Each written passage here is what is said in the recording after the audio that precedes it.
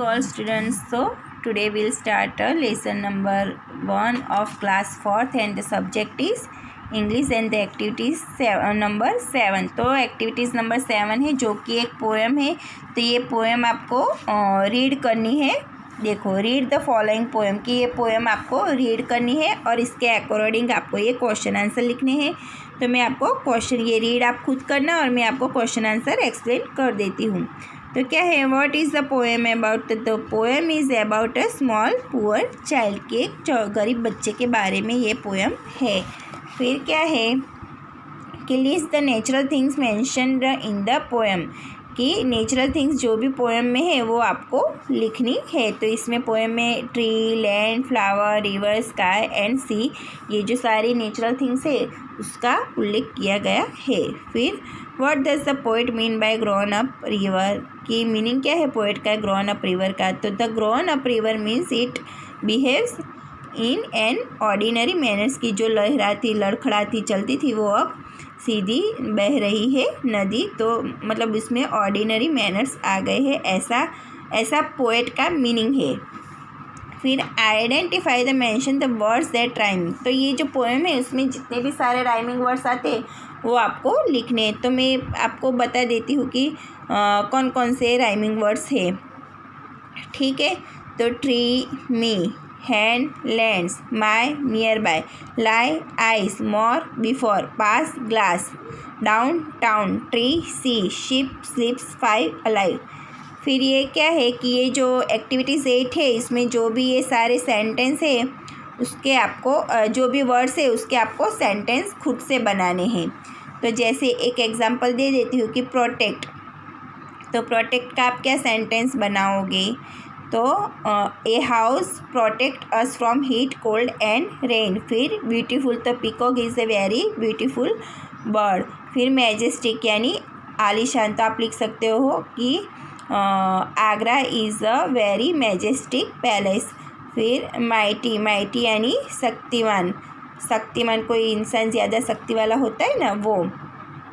तो क्या आप कुछ भी इसमें भी लिख सकते हो कि that guys was a very mighty man.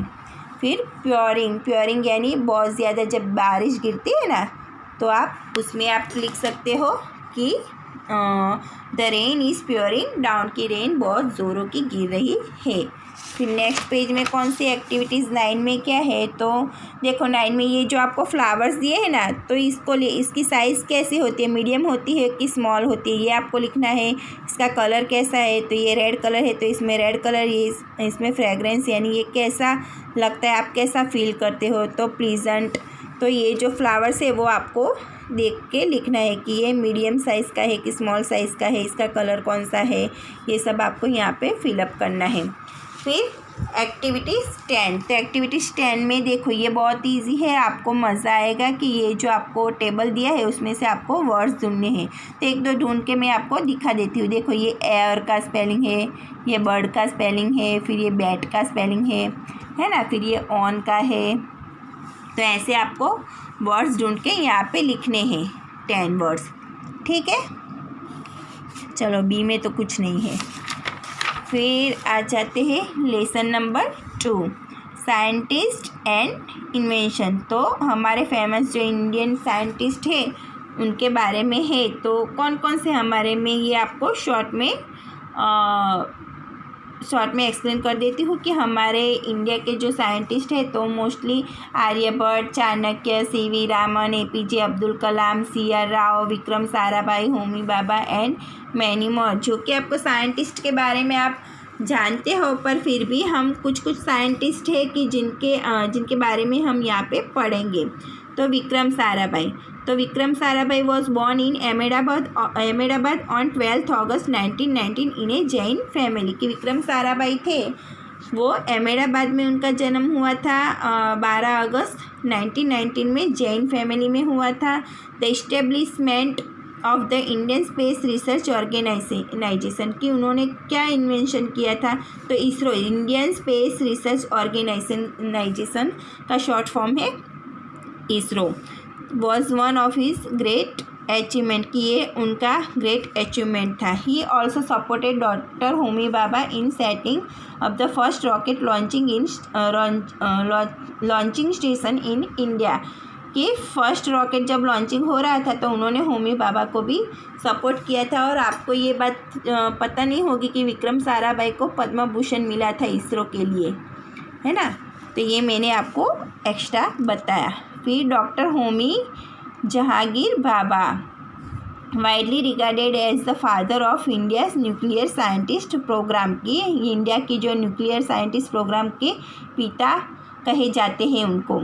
He was an Indian nuclear physicist, founding director and professor of physics at the Tata institute of fundamental research, की टाटा इंस्टीट्यूट ऑफ फंडामेंटल है ना, वहाँ पे वो फिज़िक्स पढ़ाते हैं। उनके डायरेक्टर बने थे, प्रोफेसर भी रह चुके हैं वहाँ के। फिर Aryabhata was an Indian mathematician and astronomer. He gave the concept of zero and the place value system in maths, की जो हमारी मैथ्स में जो जीरो की वैल्यू है ना, वो उसका कॉन्सेप्ट हमको किसने बताया, कौन से साइंटिस्ट ने, तो आर्यभट्ट ने हमको बताया। तो उन्होंने मैथ्स में बहुत सारी ऐसी सिस्टम के कॉन्सेप्ट थे वो हमको बताए, पर बेसिकली उनका जो मेन कॉन्सेप्ट था कि ज़ीरो की जिसको आगे लगाने से वैल्यू कम हो जाती है पर पीछे लगाने से वैल्यू ज़्यादा हो जाती है, ये कॉन्सेप्ट हमको आर्यभट्ट ने बताया था। फिर sir Chandrashekhar Venkata Raman was an Indian physicist.